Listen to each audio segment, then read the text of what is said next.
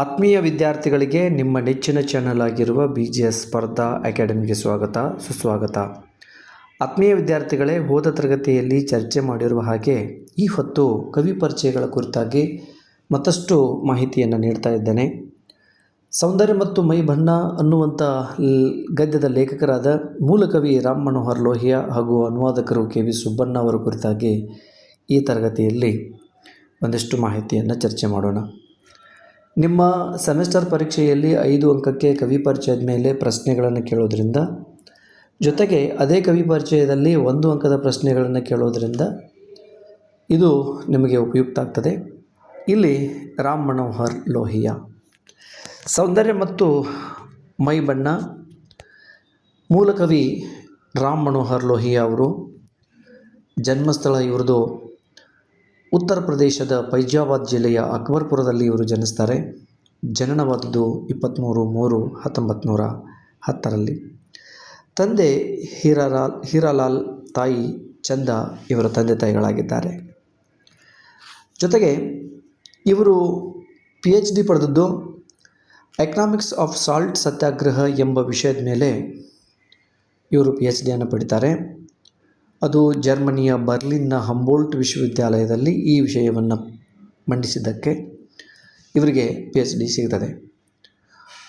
ಪ್ರಶ್ನೆ 1 ಅಂಕದಲ್ಲಿ ಹೀಗೆ ಕೇಳಬಹುದು: ರಾಮ್ ಮನೋಹರ್ ಲೋಹಿಯಾ ಅವರು ಯಾವ ವಿಷಯದ ಕುರಿತಾಗಿ PhDಯನ್ನು ಪಡೆದರು ಅಂತ ಕೇಳ್ಬೋದು. ಇಲ್ಲ ಅಂತಂದರೆ ರಾಮ್ ಮನೋಹರ್ ಲೋಹಿಯಾ ಅವರು ಯಾವ ವಿಷಯದ ಕುರಿತಾಗಿ ಅಥವಾ ಯಾವ ವಿಶ್ವವಿದ್ಯಾಲಯದಿಂದ PhDಯನ್ನು ಪಡೆದಿದ್ದಾರೆ ಅಂತಲೂ ಕೂಡ ಕೇಳ್ಬೋದು. ವಿದ್ಯಾರ್ಥಿಗಳು ಇದನ್ನು ಗಮನಿಸಬಹುದು. ಭಾರತದ ಪ್ರಮುಖ ಚಿಂತಕರಲ್ಲಿ ಒಬ್ಬರಾದ ರಾಮ್ ಮನೋಹರ್ ಲೋಹಿಯಾ ಅವರು ಹಿಂದಿ ಮತ್ತು ಇಂಗ್ಲೀಷ್ನಲ್ಲಿ ಬರೆದ ಕೃತಿಗಳು ಅನೇಕ ಭಾಷೆಗಳಿಗೆ ಅನುವಾದಗೊಂಡಿವೆ. The caste system, interval during politics, Marx, Gandhi and socialism ಅನ್ನುವಂಥದ್ದು. ಗಾಂಧಿ ಆ್ಯಂಡ್ ಸೋಷಿಯಲಿಸಮ್ ಅವರು ಬರೆದ ಇನ್ನೊಂದು ಕೃತಿ ಲ್ಯಾಂಗ್ವೇಜ್ ವಿಲ್ ಟು ಪವರ್ ಇತ್ಯಾದಿ ಅವರ ಪ್ರಮುಖ ಕೃತಿಗಳಾಗಿವೆ. ಅವರು ಹಿಂದಿಯಲ್ಲಿ ಬರೆದ ಕೃತಿಗಳೆಂದರೆ ಮುಖ್ಯವಾಗಿ ಜಾತಿಪ್ರಥ ಅನ್ನುವಂಥದ್ದು ಬಹಳ ಮುಖ್ಯವಾದ ಕೃತಿ. ಸಮಾಜವಾದಿ ಆಂದೋಲನ್ ಕಾ ಇತಿಹಾಸ್. ಇನ್ನೊಂದು ಮುಖ್ಯವಾದ ಕೃತಿ ಅಂತಂದರೆ ಲೋಕಸಭಾ ಮೇ ಲೋಹಿಯಾ ಅನ್ನುವಂಥದ್ದು ಅವರ ಕೃತಿಗಳಾಗಿವೆ. ಇಷ್ಟು ರಾಮ್ ಮನೋಹರ್ ಲೋಹಿಯಾ ಅವರ ಕುರಿತಾಗಿರುವಂಥ ಮಾಹಿತಿ. ಅನುವಾದಕರು ಕನ್ನಡಿಗರಾದ KV ಸುಬ್ಬಣ್ಣನವರ ಕುರಿತಾಗಿ ಇಲ್ಲಿ ಒಂದಿಷ್ಟು ಚರ್ಚೆ. ಅನುವಾದಕರು KV ಸುಬ್ಬಣ್ಣ. ಇವರ ಪೂರ್ಣ ಹೆಸರು ಕುಂಟುಗೋಡು ವಿಭೂತಿ ಸುಬ್ಬಣ್ಣ ಅನ್ನೋದು ಇವರ ಪೂರ್ಣ ಹೆಸರಾಗಿದೆ. ಇದನ್ನು ಕೂಡ ಕೇಳಬಹುದು. ಕುಂಟುಗೋಡು ವಿಭೂತಿ ಸುಬ್ಬಣ್ಣ. ಜನನವಾದದ್ದು 20/2/1923ರಲ್ಲಿ ಅವರ ಜನನ ಆಗ್ತದೆ. ಜನ್ಮಸ್ಥಳ ಶಿವಮೊಗ್ಗ ಜಿಲ್ಲೆಯ ಸಾಗರ ತಾಲೂಕಿನ ಹೆಗ್ಗೋಡು ಎಂಬುದು ಇವರ ಜನ್ಮಸ್ಥಳ ಅಥವಾ ಹುಟ್ಟಿದ ಊರಾಗಿದೆ. ಇವರು ಬರೆದ ಪ್ರಸಿದ್ಧವಾದ ಕೃತಿ ಅಂತಂದರೆ ಕವಿರಾಜ್ಯ ಮಾರ್ಗ ಮತ್ತು ಕನ್ನಡ ಜಗತ್ತು. ಹೋದ ಪರೀಕ್ಷೆಯಲ್ಲಿ ಇದನ್ನು ಕೇಳಲಾಗಿತ್ತು, ವಿದ್ಯಾರ್ಥಿಗಳು ಗಮನಿಸಬಹುದು. ಮರಣ ಆದದ್ದು 16/7/2005ರಲ್ಲಿ ಇವರು ತಿಳ್ಕೋತಾರೆ. 2005ರಲ್ಲಿ ಮರಣವನ್ನು ಹೊಂದ್ತಾರೆ. ಪ್ರಸಿದ್ಧ ರಂಗಕರ್ಮಿ, ಸಾಹಿತಿಗಳು, ಬಹುಮುಖ ಪ್ರತಿಭೆಯುಳ್ಳ ಇವರು ರಂಗಭೂಮಿ, ಸಿನೆಮಾ, ಸಂಗೀತ, ಸಾಹಿತ್ಯ ಕಲೆಗಳ ಕುರಿತು ಆಳವಾದ ಅಧ್ಯಯನವನ್ನು ಗೈದವರು.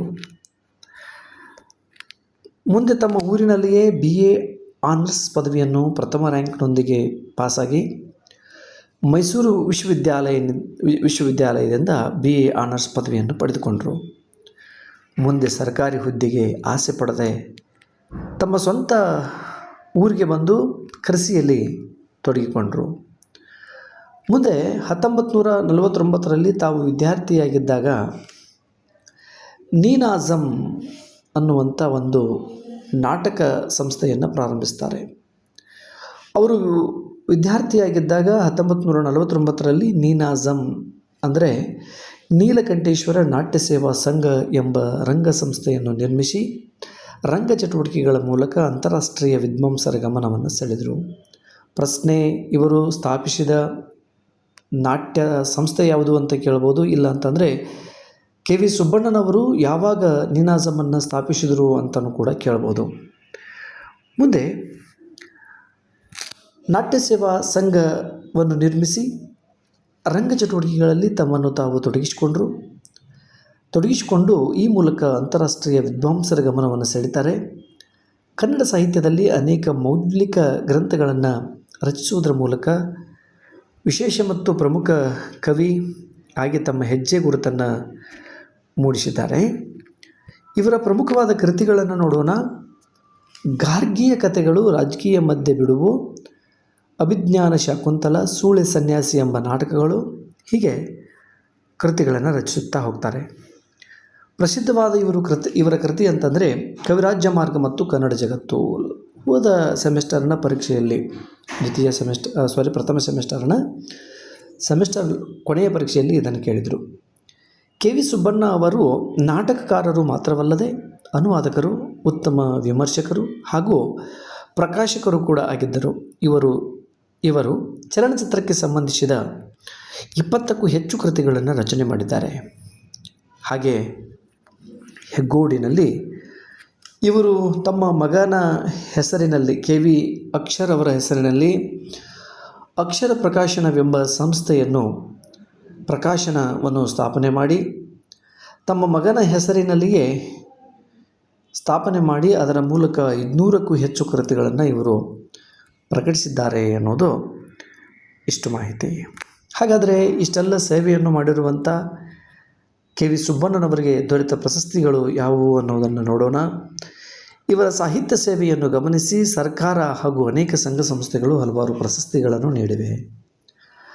1991ರಲ್ಲಿ ಫಿಲಿಪೀನ್ ಸರ್ಕಾರ ಕೊಡುವ ಪ್ರತಿಷ್ಠಿತ ರಾಮನ್ ಮ್ಯಾಗ್ಸೆಸ್ ಪ್ರಶಸ್ತಿಯು ಕೂಡ ಇವರಿಗೆ ದೊರೆತಿದೆ ಅನ್ನೋದು ವಿಶೇಷತೆ.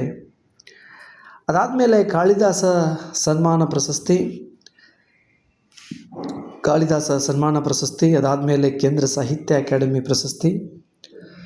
ಮತ್ತೊಂದು ವಿಶೇಷತೆ ಏನು ಅಂತಂದರೆ ಭಾರತ ಸರ್ಕಾರದಿಂದ ಕೊಡಮಾಡುವ ಪದ್ಮಶ್ರೀ ಪ್ರಶಸ್ತಿಯನ್ನು ಇವರು ಸ್ವ ಇಚ್ಛೆಯಿಂದ ತಿರಸ್ಕರಿಸ್ತಾರೆ. ಹೀಗೆ ಕೆ ವಿ ಸುಬ್ಬಣ್ಣನವರ ಕುರಿತಾಗಿ ಇರುವಂಥ ಕವಿ ಪರಿಚಯ ಅಥವಾ ಮಾಹಿತಿ. ಪರೀಕ್ಷೆಯಲ್ಲಿ ನೀವು ಇಷ್ಟು ಬರೆದ್ರೆ ನಿಮಗೆ 5 ಅಂಕಗಳು ಸಿಗುವ ಸಾಧ್ಯತೆ ಇರ್ತದೆ. ಹಾಗಾದರೆ ಈ ಇಬ್ಬರೂ ಕವಿಗಳ ಪರಿಚಯದ ಮೇಲೆ ಯಾವ ರೀತಿಯಾಗಿ ಕ್ವೆಶ್ಚನ್ಗಳನ್ನು ಕೇಳ್ಬೋದು ಪರೀಕ್ಷೆಯಲ್ಲಿ? ರಾಮ್ ಮನೋಹರ್ ಲೋಹಿಯಾ ಎಲ್ಲಿ ಜನಿಸಿದರು ಅಂತ ಕೇಳ್ಬೋದು. ಅಕ್ಬರ್ಪುರ, ಈಗಾಗಲೇ ನೋಡಿದ ಹಾಗೆ ಉತ್ತರ ಪ್ರದೇಶದ ಫೈಜಾಬಾದ್ ಜಿಲ್ಲೆಯ ಅಕ್ಬರ್ಪುರದಲ್ಲಿ ಜನಿಸ್ತಾರೆ. ರಾಮ್ ಮನೋಹರ್ ಲೋಹಿಯಾ ಯಾವಾಗ ಜನಿಸಿದರು? ಉತ್ತರ 23/3/1910ರಲ್ಲಿ ಜನಿಸಿದರು. ಪ್ರಶ್ನೆ 3, ರಾಮ್ ಮನೋಹರ್ ಲೋಹಿಯಾ ಅವರ ತಂದೆ ತಾಯಿಗಳ ಹೆಸರೇನು? ತಂದೆ ಹೀರಾಲಾಲ್, ತಾಯಿ ಚಂದ ಅನ್ನೋದು ಇಲ್ಲಿ ಅವರ ತಂದೆ ತಾಯಿಗಳ ಹೆಸರಾಗಿದೆ.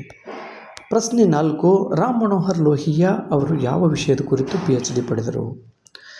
ಎಕನಾಮಿಕ್ಸ್ ಆಫ್ ಸಾಲ್ಟ್ ಸತ್ಯಾಗ್ರಹ, ಬಹಳ ಮುಖ್ಯವಾದ ಪ್ರಶ್ನೆ ಇದು. ಎಕನಾಮಿಕ್ಸ್ ಆಫ್ ಸಾಲ್ಟ್ ಸತ್ಯಾಗ್ರಹ ಎಂಬ ವಿಷಯದ ಮೇಲೆ ಅವರು PhDಯನ್ನು ಪಡಿತಾರೆ. ರಾಮ್ ಮನೋಹರ್ ಲೋಹಿಯಾ ಅವರು ಯಾವ ವಿಶ್ವವಿದ್ಯಾಲಯದಿಂದ PhDಯನ್ನು ಪಡೆದರು?